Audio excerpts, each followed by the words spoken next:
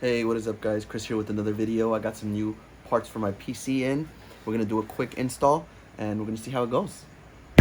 Alright, so here's everything we're gonna use today to upgrade my PC. We got our Western Digital Black SN750 M2 drive right here. This is gonna go directly on their motherboard and this will improve speeds. I ended up picking up the 1TB model right here. So that's gonna go in there.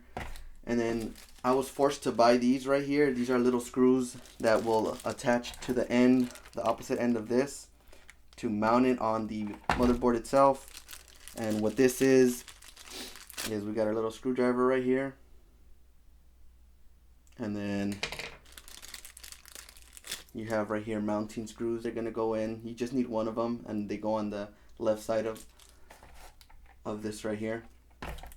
And then this bad boy right here is a RM650X. This is Corsair, fully modular, and that just means that you plug in whatever wires you need. So if you don't need an extra SATA cable, or you don't need, something for your fan, you don't have to plug it in, and you won't have all these extra wires hanging out of your system. So you plug in the wires you need, and that's pretty much it. This one is 80 plus gold rated right there, and this of course is more than enough to power my system. However, if I wanted to feature upgrades, this definitely is going to handle it. So it's better to future proof your system now and go with something that's good based on the 80 plus gold, something that's going to last you and not fry your system. And just don't cheap out on this. The PSU is very important. So we have that and this, and let's get to it. Alright, so you might be wondering how I ended up choosing this one, the RM650X. This is the 2018 model. I believe the newer ones are just RM650. Those models I heard were not that great. I did my research, and this one actually comes out in the A list for Linus Tech Tips. He has a forum and people on there, they research various PSUs, and this one's definitely up there on the A list that they made. So I went ahead and got this one. Ended up getting it for $119 on Amazon. And they're going like hotcakes right now simply because of the whole COVID-19 thing going on in America. So these are going really fast. I ended up getting one, lucky enough to get one, and that's how I based my decision. I'll link the list below in the description so you guys can see what I'm talking about. And this is everything it comes with. You got your power cord, the PSU, got some cables for cable management, some zip ties, and then you got this nice little bag which houses all of the cables that you're gonna need to connect your system. Thankfully, these are not ketchup and mustard cables that come with most PSUs, like the one I currently have, ketchup and mustard. So this is gonna look real nice inside my system once it's all connected. But before we do any of that, there's one thing we have to do before we unplug anything and get to messing around and disconnecting things. So sometimes these do come dead out of the box, and if you unplug everything and then go ahead and replug it in and this doesn't work, well then you just did all that work for nothing.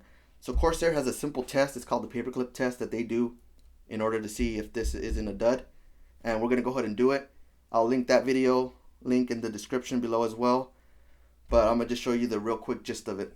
Alright, so for this test, what you want to do is get your PSU and you want to connect the main wire harness to it, and then you want to flip your cable like so, where you have that little empty slot right there.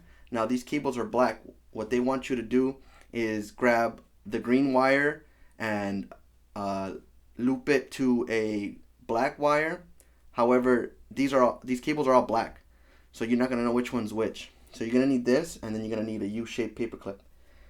Now on the forums, I was able to find out that if you see here, here's the cable, and then there's the empty without any silver around it. So this right here is how you want to hold it, and then you want to bridge these two with the paperclip. So that's 1, 2, 3, 4. So the second set of 2 on the bottom, those are the ones you want to bridge. So if you grab the paperclip, and then we're going to count 1, 2, and then 3 and 4. So bridge these two with the paperclip just like that. and then make sure that the power supply, that it's set to the off position, that's the 0, and then you're ready to plug it in. So we're gonna grab the power source connected, plug that in, make sure it's connected, and then we're gonna go ahead and flip the switch. As you can see, the fan is spinning, which means we're good to go. Our power supply is working as it should, and that's basically the basic test you have to do in order to see if it's fully working. So now we can shut it off and then unplug it and then remove the paperclip. Alright guys, now what we're going to do is we're going to get to plugging everything in and disassembling our PC and swap these out. So be right back.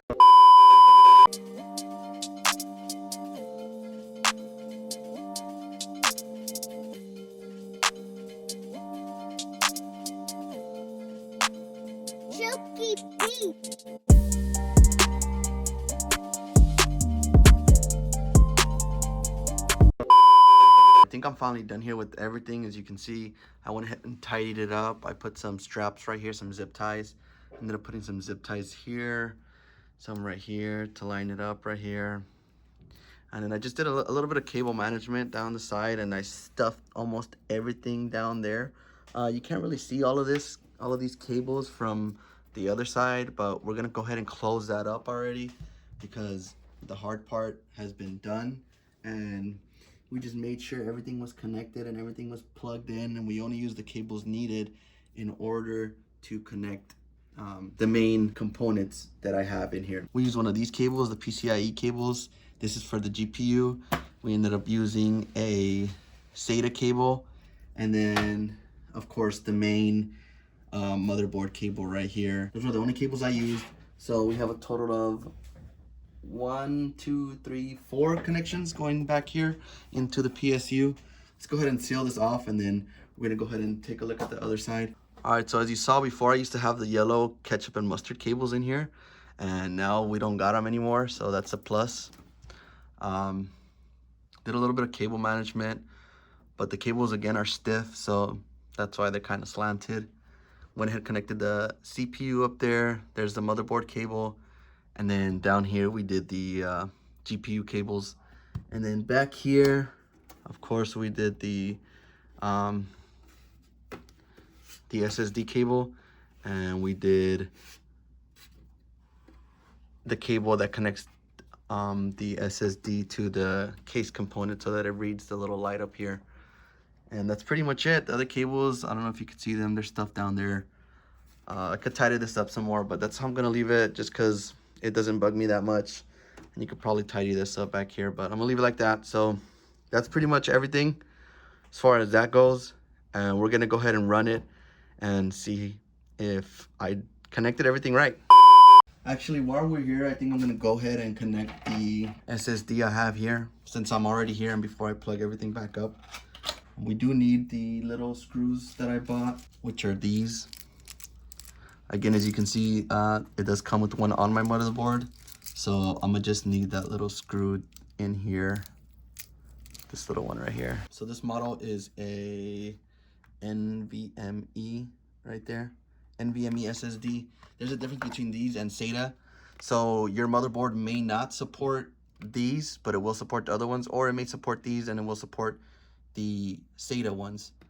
However, to fully make sure your computer support this, you want to go to your motherboard's manufacturer's website and just see the specs down there. I'm gonna go ahead and show you guys what mine supports. I'm gonna overlay a video on top right now and show you guys exactly where to find it. But yeah, so mine supports both. And if you don't know and don't want to look, or maybe you don't know your model, so the teeth is going to be open on the right side right there, and then on the SATA it's going to have two openings, one on the left and one on the right.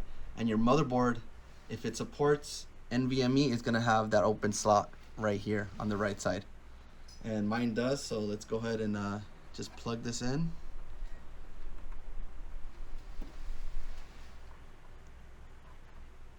just like that. And then as you can see, it wants to spring forward, but that's why we need the little screw.